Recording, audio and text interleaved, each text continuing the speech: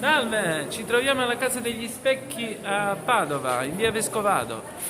Questa casa, questo palazzo, ha tantissime dei cerchi ornamentali, ma non sono solo ornamentali, ma secondo la leggenda storia si narra che in questi tondi ornamentali sono degli amuleti che si rispecchiano il male, cioè praticamente allontanano il male da questo palazzo, quindi le energie negative. Però queste energie negative nel tempo hanno avuto un riflesso sul palazzo a sinistra accanto, e infatti si dice che quel palazzo a sinistra è stato più volte, sono successe cose strane.